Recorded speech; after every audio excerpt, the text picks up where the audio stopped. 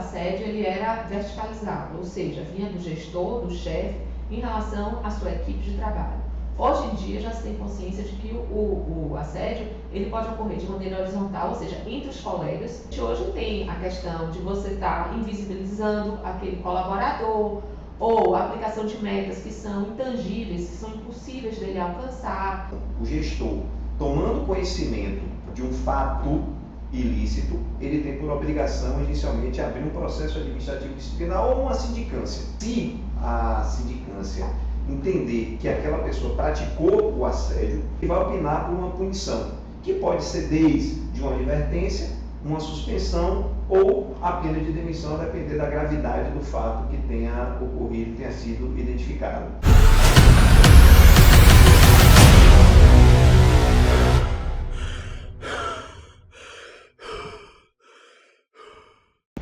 Bem-vindos aqui ao programa Entre Aspas. O Cine Saúde Bahia está dando início a uma nova temporada do programa que discute de forma aberta e direta temas que são relevantes aos servidores da saúde, aos trabalhadores em saúde. Nessa edição, nós vamos abordar um assunto que tem se tornado cada vez mais frequente, é urgente e necessário: o assédio dentro das unidades de saúde. O assédio, como eu disse, está cada vez mais frequente, uma realidade que muitos enfrentam, mas poucos falam. O que acontece com o assediador e a vítima? A partir de que momento a pessoa assediada deve procurar a justiça? E quais as consequências para os dois lados?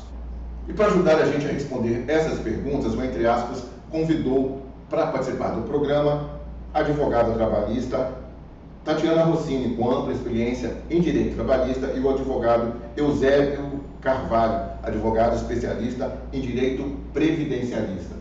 Muito obrigado, pela presença de vocês, a ter aceitado o convite para participar aqui do programa Entre Aspas. E só lembrando, eles têm ampla experiência também em trabalho com sindicatos. Muito obrigado mais uma vez pela presença de vocês.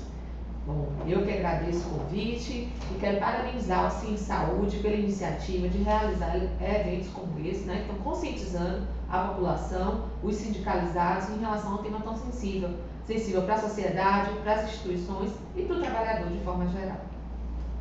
Nós que agradecemos também o convite e esperamos que nessa conversa nossa aqui a gente possa esclarecer toda a população de uma maneira geral e o pessoal do Cine Saúde nesse tema tão relevante e importante que é a saúde do trabalhador.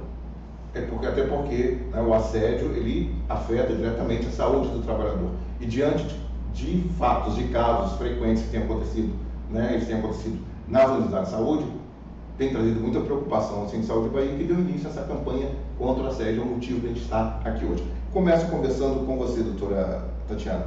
Quais são os principais tipos de assédio no ambiente de trabalho, como eles se manifestam? Bom, inicialmente tinha esse entendimento que o assédio ele era verticalizado, ou seja, vinha do gestor, do chefe, em relação à sua equipe de trabalho. Hoje em dia já se tem consciência de que o assédio ele pode ocorrer de maneira horizontal, ou seja, entre os colegas, e nesse caso, principalmente, depende da estrutura, da forma de organização daquela instituição, ou seja, a gestão tem uma responsabilidade maior sobre essa sistemática e também pode ocorrer de maneira descendente, ou seja, do colaborador para com o seu gestor. São situações muito comuns. E em relação à materialidade, o que seria a fonte de assédio, que eu acho que isso é muito importante para as denúncias, que a gente hoje tem a questão de você estar invisibilizando aquele colaborador, ou a aplicação de metas que são intangíveis, que são impossíveis dele alcançar, as condições de trabalho, a falta de recursos, a falta de informações para a execução de suas atividades. Então esses são pontos extremamente relevantes. Você boicotar o líder, isso também tem um impacto grande, está dentro da realidade, mas em estudos hoje, dentro da área de saúde, a gente vê que a maneira mais comum, ela ocorre realmente de cima para baixo, dos gestores em relação aos subordinados. E esses a gente pode dizer que são os casos mais frequentes que chegam até você? Sim, sim. Hoje a gente tem um dado da Associação Brasileira de Medicina, de cada 10 mulheres que atuam na área de saúde, 6 já foram vítimas de assédio.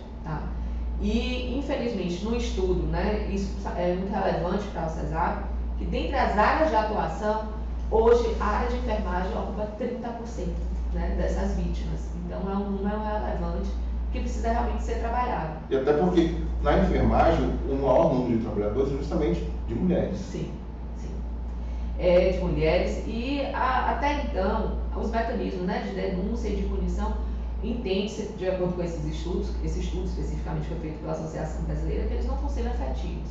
Na verdade, a gente tem hoje um recorte de 50%, né, dessas denúncias são realmente tratadas como devem ser tratadas.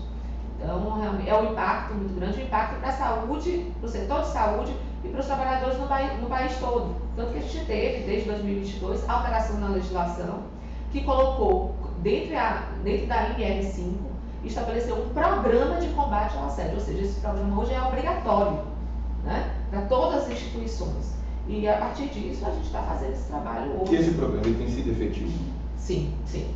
Os resultados, há o programa de conscientização, como vocês estão fazendo, precisamos de informar a essa população de o que é considerado assédio, o que não é, medidas de combate e, principalmente, a implementação da tolerância zero para esse tipo de comportamento dentro das instituições. Já que a gente está falando desse comportamento dentro das instituições, a partir de que momento o trabalhador, o servidor, ele deve buscar ajuda jurídica? Né? É necessário que o assédio ocorra mais de uma vez para que já se torne motivo de denúncia? Bom, infelizmente, o assédio moral, hoje, a doutrina diz que para ele ser classificado, né, e esse é o entendimento da justiça, consequentemente, quando vai receber uma denúncia ou apuração, que ele precisa acontecer de maneira reiterada e precisa causar impacto. Já o assédio sexual, não. Ele não prescinde de uma recorrência na sua atuação para que ele ocorra. Então, é importante que, no momento que o indivíduo entende que foi vítima de uma fonte de assédio, que ele procure o sindicato, que ele procure, dependendo do grau de impacto nele, dessa situação, uma ajuda psicossocial, isso é muito importante também. E no caso de violência física e violência sexual, até mesmo os órgãos competentes, como fazer um registro, né, da ocorrência perante a delegacia, procurar assessoria jurídica. Os sindicatos, acho que tem assessoria jurídica que podem dar esse suporte, né, para que ele se sinta realmente confiante e possa tratar essa situação. E lá dentro do ambiente de trabalho, ele deve procurar, como ele deve proceder? Ele deve procurar o RH, alguma coordenação, ou ele já ir direto buscar o auxílio de um advogado? Não. A gente entende que hoje, principalmente se fala de assédio moral, o primeiro passo é você buscar a gestão, ou o sindicato, ou se houver uma comissão, geralmente as empresas, né, e as instituições, elas têm comissões voltadas para isso. Então, primeiro você vai buscar, né, e depende, claro, do grau de ofensa e potencial disso. Se é uma situação extrema, talvez ele tenha que buscar efetivamente uma assessoria jurídica imediata. Mas, geralmente, ele primeiro vai entender, até para ele identificar se aquilo é uma fonte de assédio. Porque, infelizmente, hoje ainda existe uma confusão, né, em relação a você ter delegados atividades que são difíceis, mas que não são impossíveis. Ou seja, você está numa situação bem limite de classificar aquilo como fonte de assédio, de uma forma de você conduzir uma gestão, que também algumas pessoas, né, o indivíduo ele não é igual. Então, cada um sente de uma forma diferente, né? Então, é extremamente importante que haja esse primeiro atendimento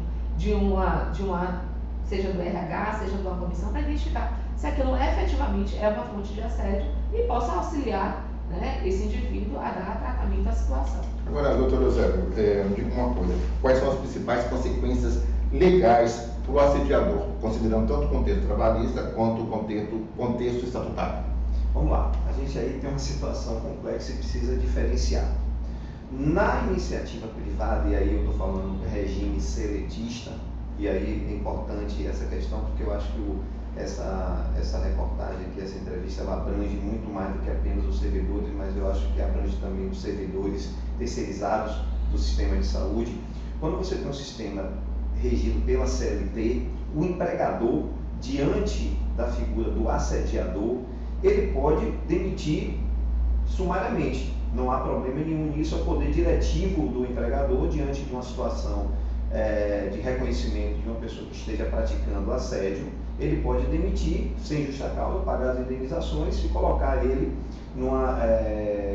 pagar as parcelas rescisórias e demitir. Ok. Quando a gente está falando do regime estatutário, nós estamos falando de servidores estáveis, e aí a gente tem que trabalhar de uma maneira diferente. Por quê? Porque a administração, o gestor, tomando conhecimento de um fato ilícito, ele tem por obrigação, inicialmente, abrir um processo administrativo disciplinar ou uma sindicância. E aí, a depender da situação, ele vai ouvir, garantir a outra pessoa, ao acusado do assédio, o devido processo legal, e ao final dessa sindicância ele vai concluir se aquela pessoa cometeu assédio ou não, ok? Então essas são as duas variáveis. Se a sindicância entender que aquela pessoa praticou o assédio moral, sexual, enfim, o que tenha o objeto da denúncia, ela vai concluir aquela sindicância ou o processo administrativo disciplinar e vai opinar por uma punição, que pode ser desde uma advertência, uma suspensão ou a pena de demissão, a depender da gravidade do fato que tenha ocorrido, tenha sido identificado. Agora, quando o assédio, e aí a gente tem que prestar atenção nisso, quando o assédio é institucional, ou seja, a gente está falando já não de um assediador, de uma pessoa assediando a outra, mas quando o assédio é institucional, ou seja, aquele que a própria instituição promove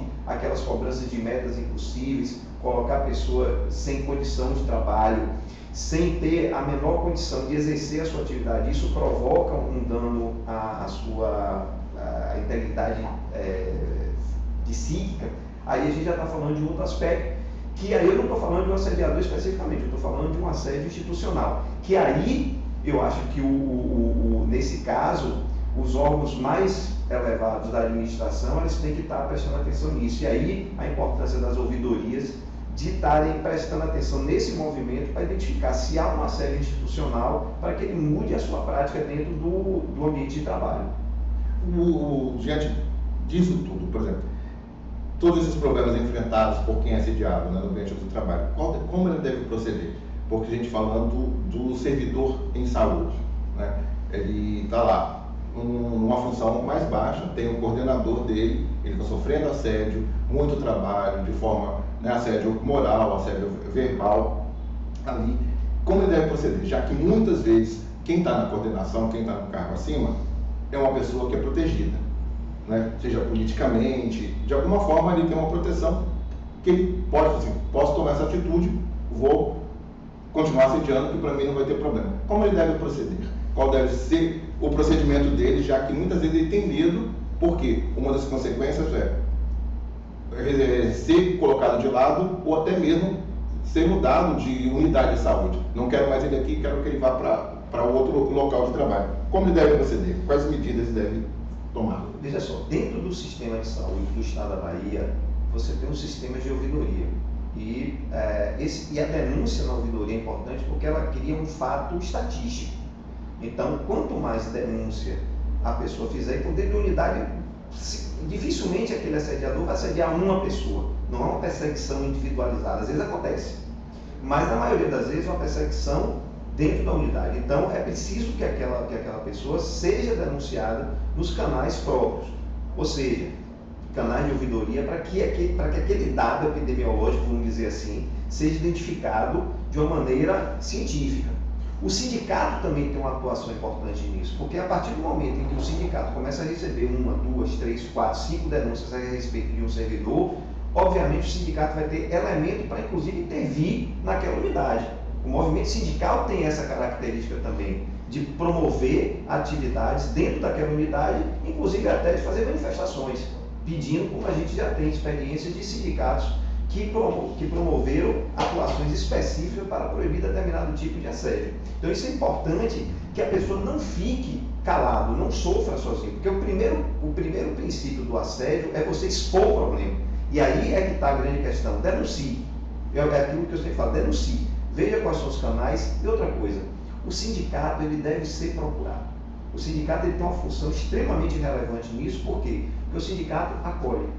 Então é isso que eu sempre gosto de dizer. Na minha experiência como movimento sindical, com mais de 25 anos, eu posso dizer assim, todas as vezes que denúncias desse tipo chegam ao sindicato, o sindicato está preparado para isso, para acolher o servidor, para acolher o trabalhador e dar um encaminhamento necessário para aquelas situações. E é importante também que o servidor tenha noção, saiba que quando procurar o sindicato, toda denúncia vai ser anônima. Ele não precisa ter medo de que o nome vai ser exposto, que a pessoa vai ser exposta, porque muitos não denunciam justamente por esse medo. E no sistema de ouvidoria, ao que me consta, pelo menos até o momento em que eu estudei esse sistema de ouvidoria aqui no Estado, as denúncias podem ser anônimas, não há a necessidade de se fazer uma denúncia identificada. Então a denúncia ela chega, é uma denúncia anônima e pode ser feita sem problema nenhum. Agora, dentro do sistema de saúde, é uma coisa assim que eu gosto de chamar sempre a atenção. O trabalhador de saúde ele trabalha num limite muito grande do estresse, porque a própria profissão já é muito estressante. Então, quando você tem um elemento a mais que provoca e aumenta esse nível de estresse, então a gente está dentro de um sistema muito perigoso para a saúde mental do trabalhador. E essa repercussão ela tem que ser muito bem identificada dentro do ambiente de trabalho, porque imagine, o trabalhador está lidando com vidas.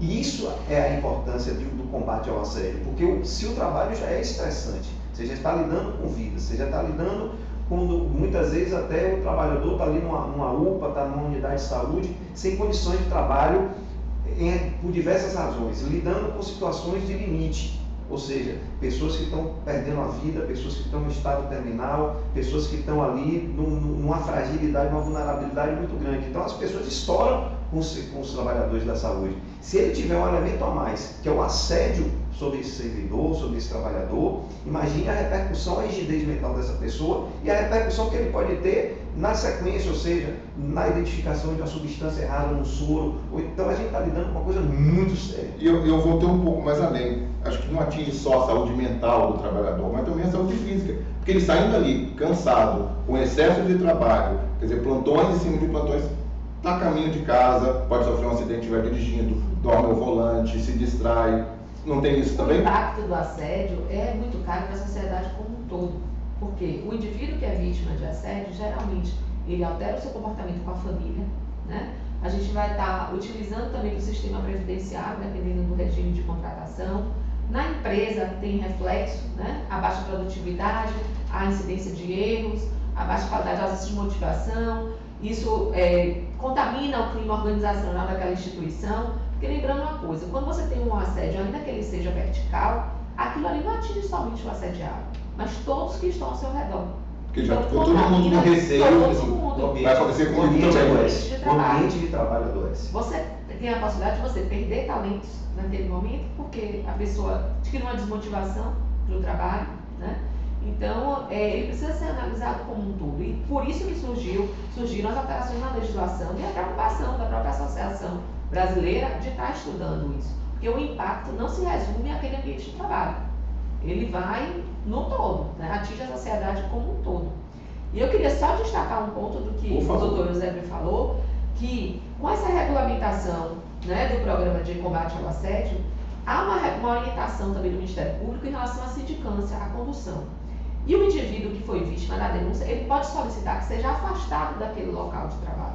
E isso é muito importante no curso da apuração, porque ele vai estar mais tranquilo para continuar a executar suas atividades e se sente estimulado a fazer a denúncia, porque diversas vezes ele não faz com medo de ser perseguido, né?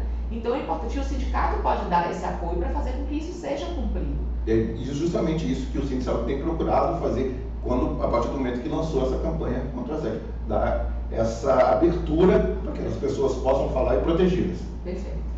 E são necessárias provas para fazer a denúncia? Que tipo de provas seriam necessárias? Sim, porque, entenda, a denúncia pode ser anônima, ok, tranquilo.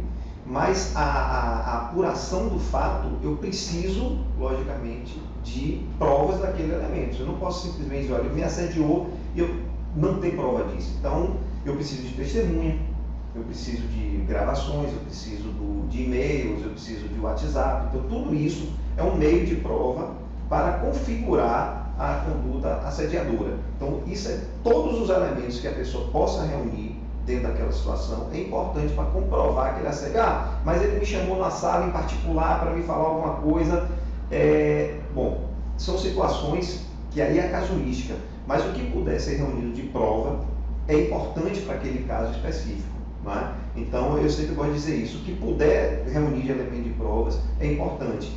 Agora, o mais que me preocupa não é a figura do assediador em si, porque isso é uma responsabilidade da administração cuidar e tal. O que mais me preocupa é a prova da repercussão daquele assédio na saúde do trabalhador, porque aquilo ali tem consequência. E voltando ao assunto que eu acho que você tocou num ponto importante, quando ele sai de casa E aí a experiência que eu tenho de vida acompanhando as pessoas que sofreram assédio é que vai para a automedicação, e logicamente no setor de saúde é algo assim que para mim fica mais evidenciado, porque ele tem acesso às substâncias, ele conhece o que é bom para resolver o problema, ele começa a automedicação. E acaba exagerando nessa automedicação. Exagerando na automedicação. A gente tem hoje em dia um problema muito grave em outras categorias, que é o problema de alcoolismo, utilização de drogas ilícitas, porque ele vai encontrar uma fuga, né? Então, às vezes, o cidadão sai ali do trabalho e vai com happy hour e se descontrola na bebida, isso provoca alcoolismo. Inclusive, hoje a Organização Mundial de Saúde já reconhece o alcoolismo como doença ocupacional, inclusive derivada de problemas mentais. Então, isso é importante a gente conversar sobre isso, porque às vezes a pessoa pode ter essa situação e nem saber que tem, porque esse é o que é o pior problema. A pessoa ter um problema, ter uma questão envolvendo a sua saúde mental, ter repercussões nisso, ele não saber o que é aquilo. E isso precisa ser conversado, e daí a importância de programas como esse, está esclarecendo a categoria desses problemas todos. Agora, o assediador, né? Porque a gente vê, para a gente resumir a situação do assediado, a gente vê que as maiores punições elas são aplicadas no assediado, por procurar denunciar, procurar se defender.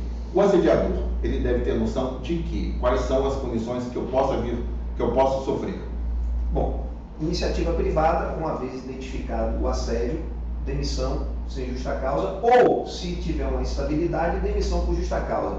Na iniciativa privada, e aí é uma situação que a experiência que eu tenho prática, dificilmente um assediador na iniciativa privada é demitido por justa causa. Por quê? Porque a demissão por justa causa daquele servidor pelo assédio significa que a empresa está admitindo que ele é um assediador e fez a prova que o assediado precisava para ingressar com ação indenizatória. Então, dificilmente na iniciativa privada uma pessoa que é assediadora vai ser demitida por justa causa.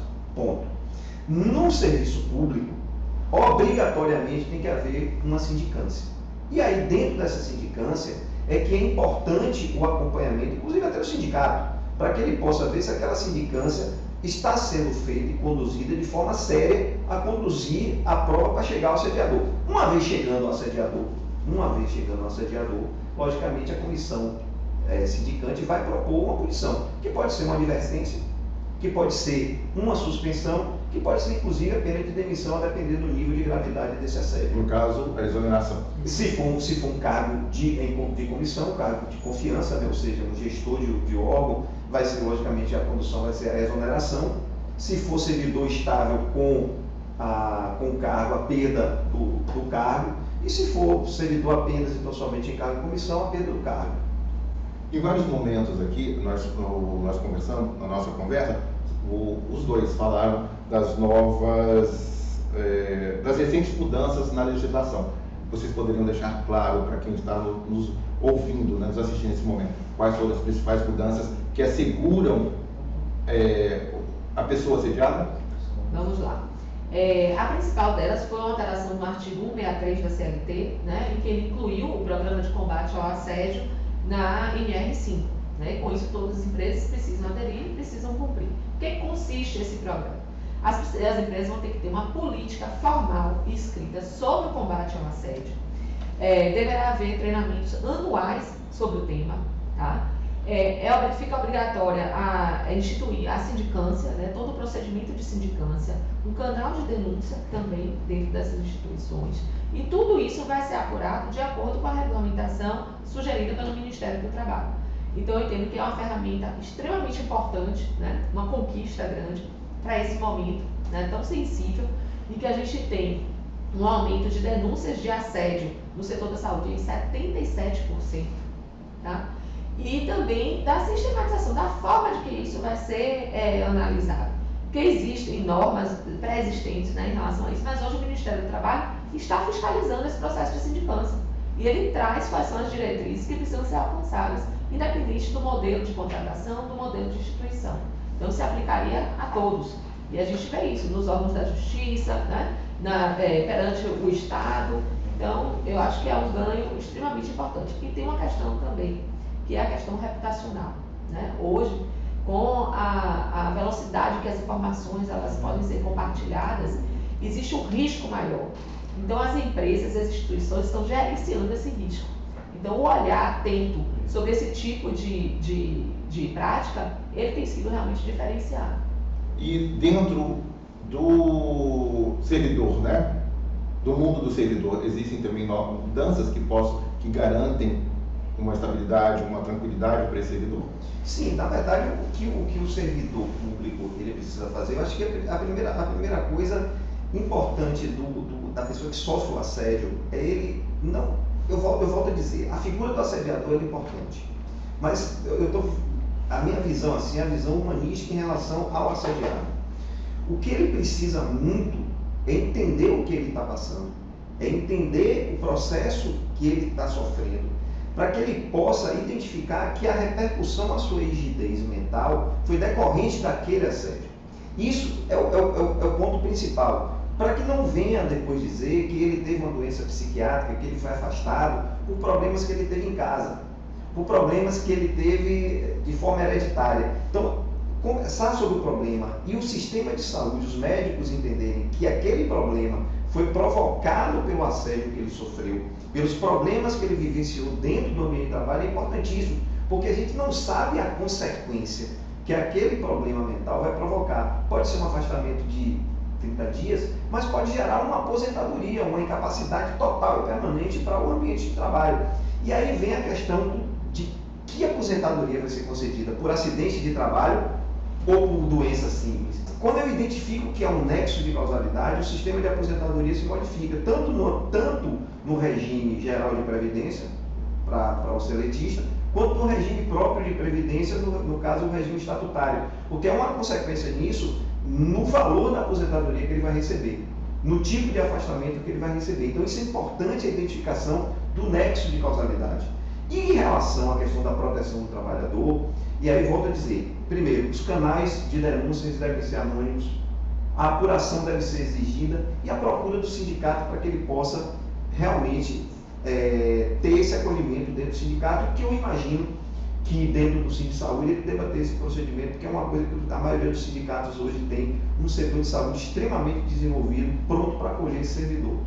O senhor pode ter certeza que o Sindicato de Saúde está aqui de portas abertas para receber esse servidor, para que ele possa fazer a denúncia e se sentir acolhido e defendido também, porque o Sindicato de Saúde do Bahia está aqui para defender.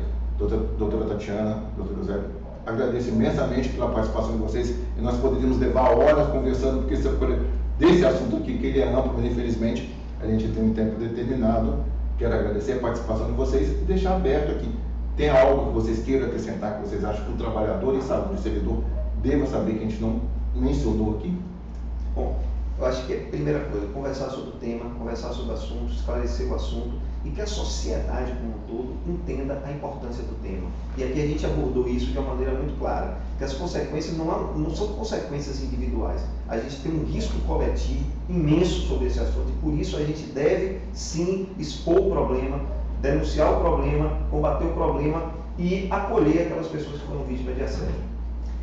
Quero agradecer, dizer que estamos à disposição para qualquer dúvida, qualquer suporte que o Sindicato de Saúde tem em relação ao tema. Né? Nós estamos dispostos a estar aqui orientando e ajudando vocês nesse processo. E enaltecer também uma cartilha, né, que vocês têm já e fazem essa divulgação.